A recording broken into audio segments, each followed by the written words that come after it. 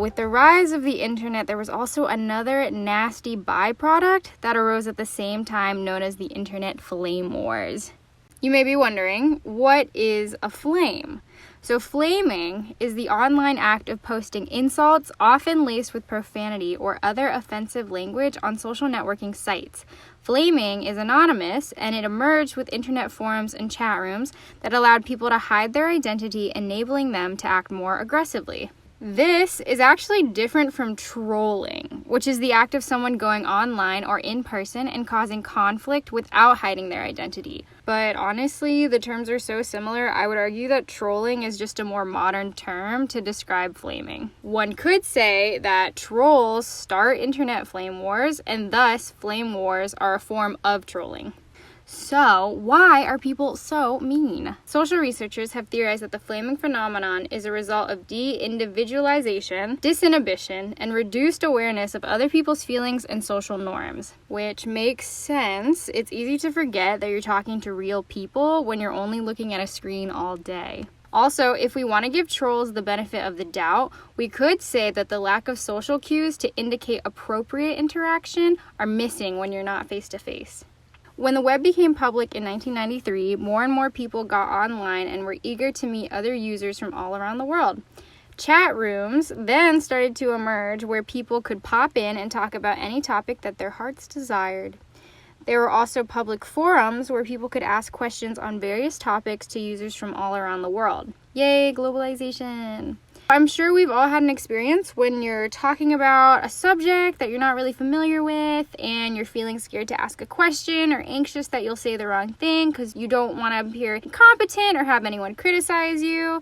Literally the story of my life with this podcast. Maybe you give yourself a pep talk and work up the courage to make that comment or ask a question, and then someone responds in a slightly sarcastic or sometimes hurtful way. Most times hurtful way.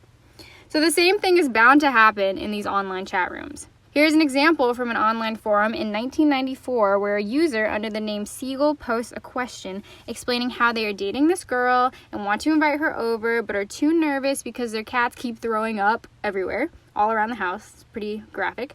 They say, "What should I do? I love my cats, so I don't want to get rid of them, but I can't go on like this anymore. It's my love life or them. Please help," with multiple exclamation points. They seem clearly distressed and are obviously seeking advice from the good people of the internet. Unfortunately, someone decides to reply with, "Get a sense of humor and a life," in that order. Maybe it wasn't meant to come off as rude as it did, but unfortunately, Siegel then stops responding to the thread and we don't ever hear from them again. Sad. This often sarcastic, creative, and usually hurtful comment is what we call a flame. Others then usually join in, hence starting a flame war. Flame wars are typically threads of messages that are derogatory in nature or completely off topic with the sole purpose of offending or upsetting others.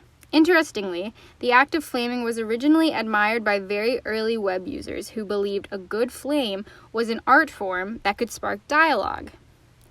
According to a 1994 internet use guide called Netiquette, a good flame doesn't just insult, it creates a space for debate and dialogue. Despite the optimistic view of anonymous behavior from web users at the rise of the internet, flame wars often did become harmful and offensive, typically using extremely derogatory language.